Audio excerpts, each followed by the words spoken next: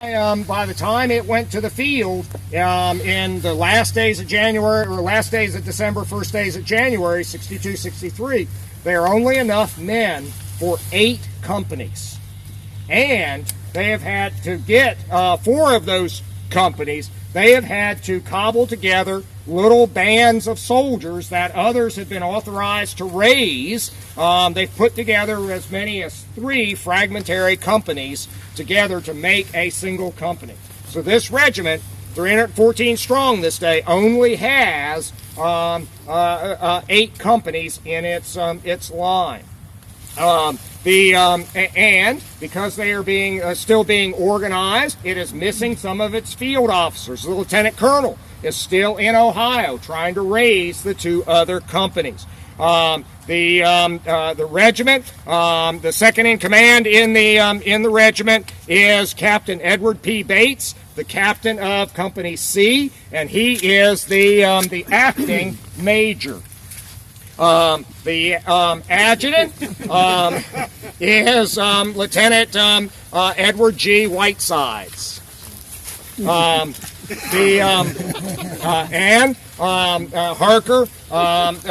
Updike even delineates the officers who were present with him. Major Bates, or Acting Major Bates, Adjutant Whiteside, Surgeon McHenry, who's back at the Division Hospital, Assistant Surgeon John Darby, who is accompanying the regiment into action, J.G. Buchanan, another one of the assistant surgeons. Freeman Collins is Acting Sergeant Major. The senior enlisted man, the Sergeant Major, is not here. He's back in Ohio helping with recruiting. And there's an Acting Sergeant Major, Freeman Collins, and Hezekiah N. Stedman is the Commissary Sergeant. Actually, I should have given that to Dave for his role yesterday.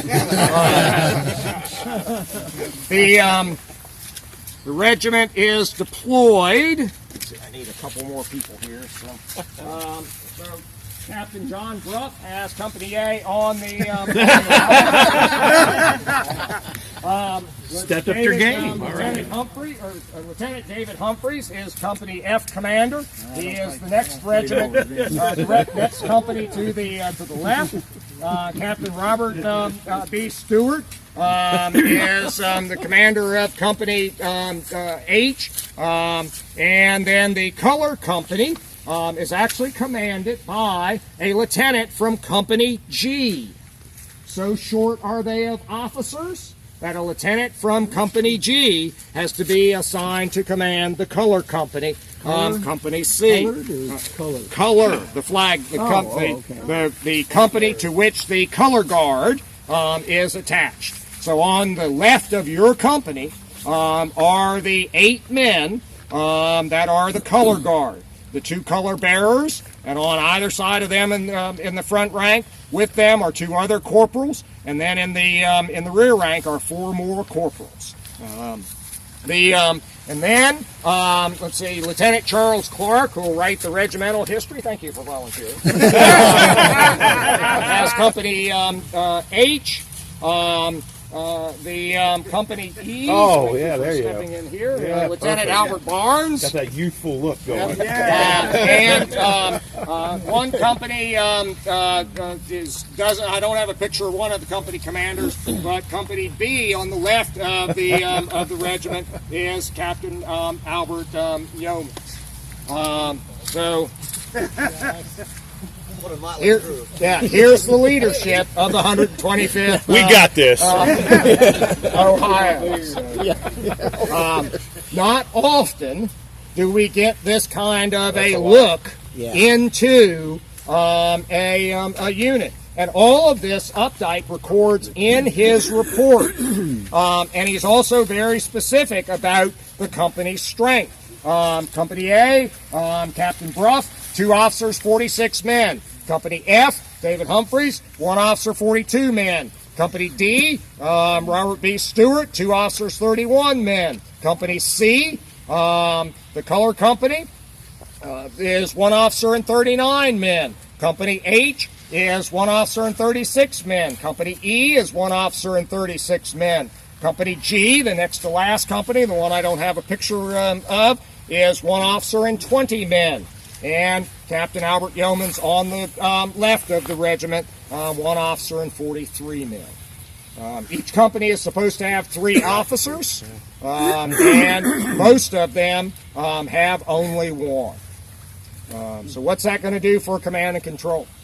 And this is a regiment that has not yet been in combat.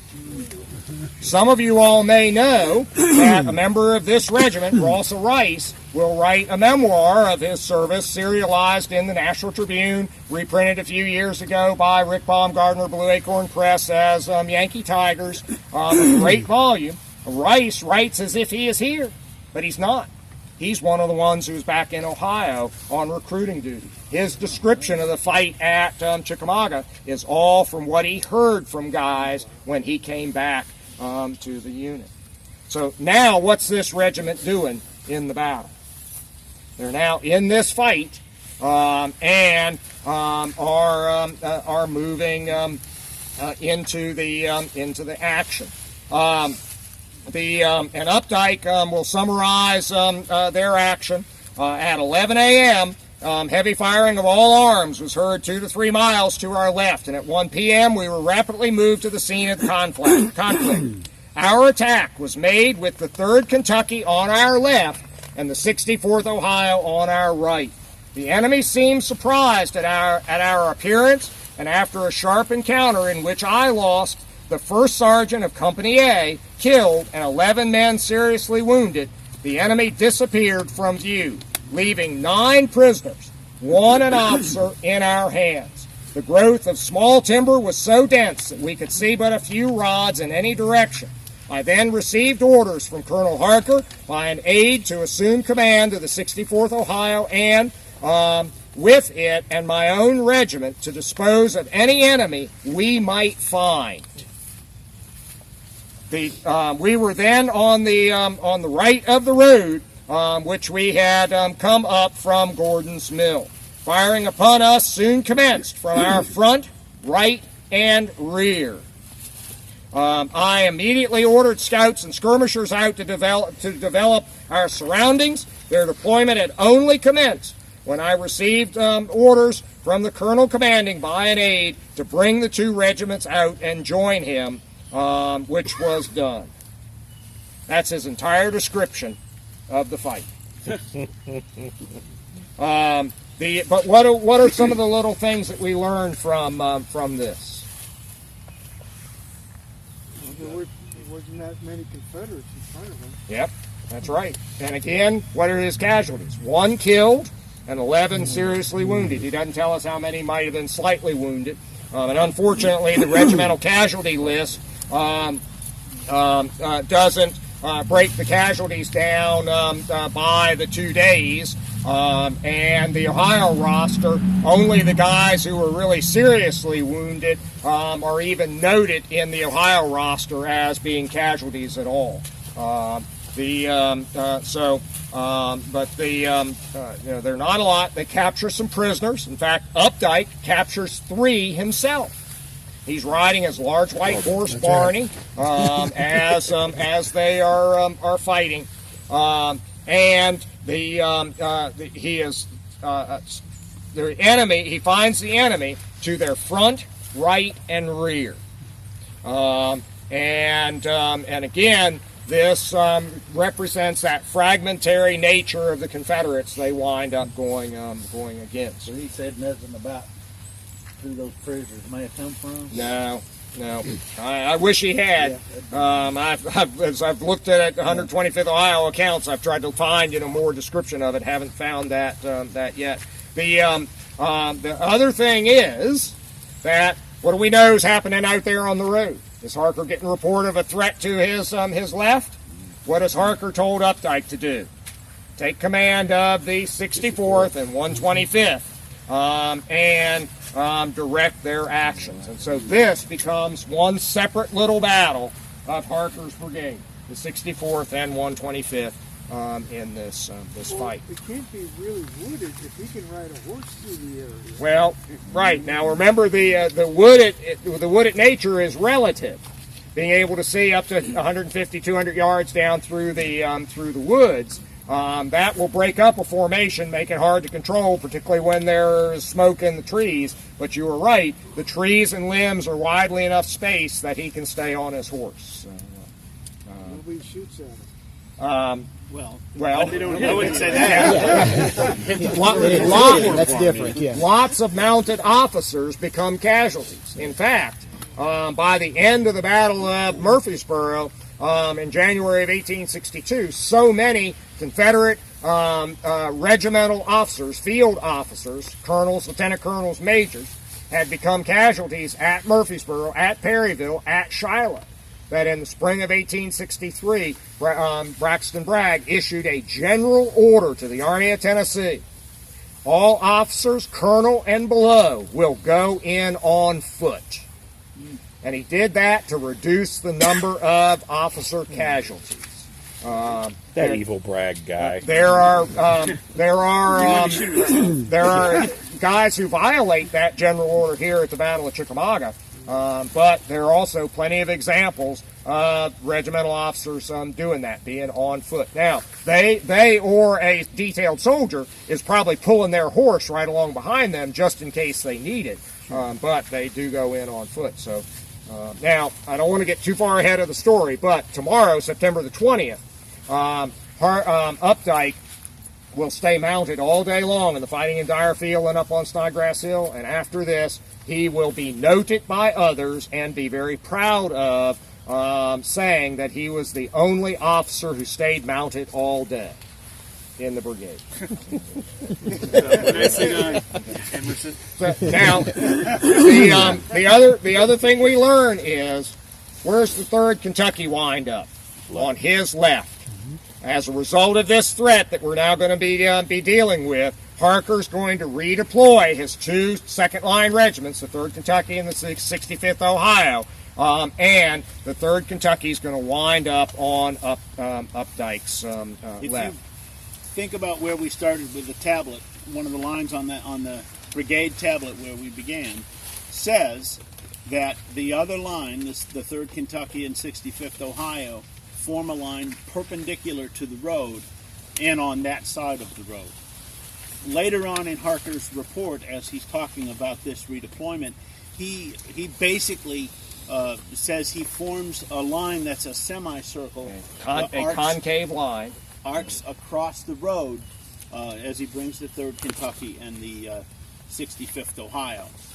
And you get a sense that from all of these reports and from Harker's order to Opdyke to take command of the 2 regiments on this side of the road, you get a sense that there is a gap between the 125th and the 3rd Ohio.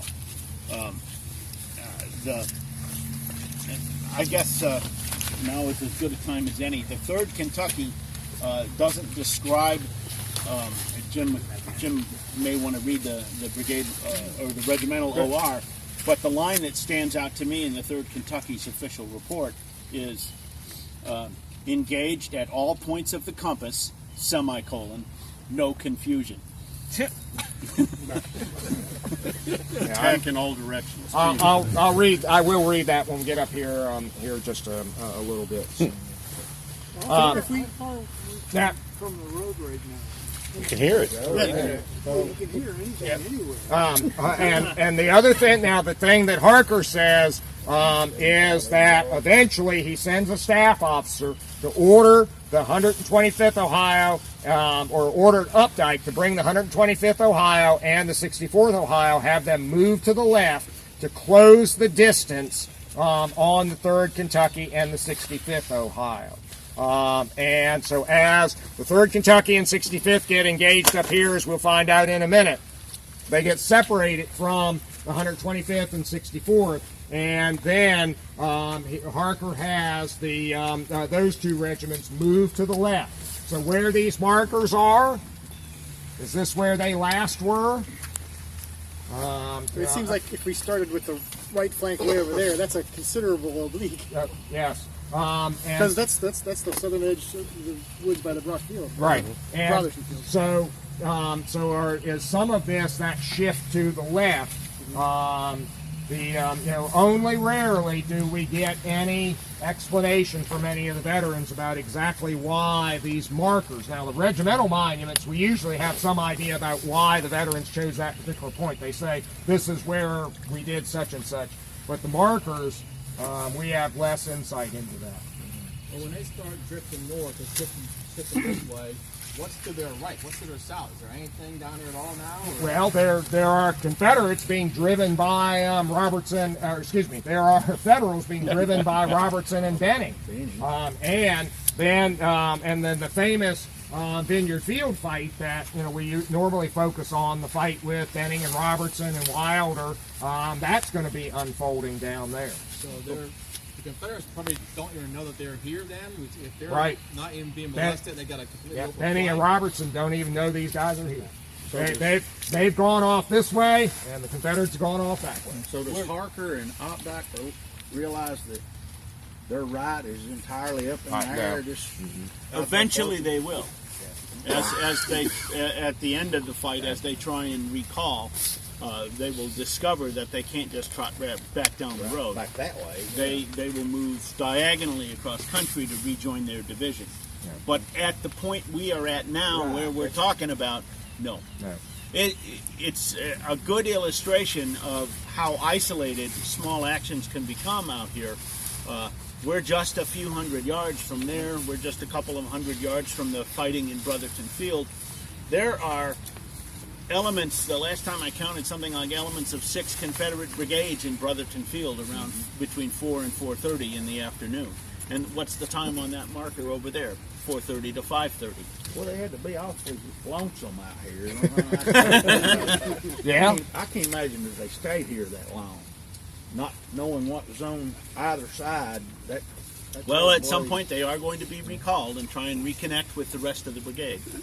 First of all, somebody has to figure out where they're at and where they need to be. Well, that's true. And they were told We to should come in here. we should motor. Okay, we're going to go up here. And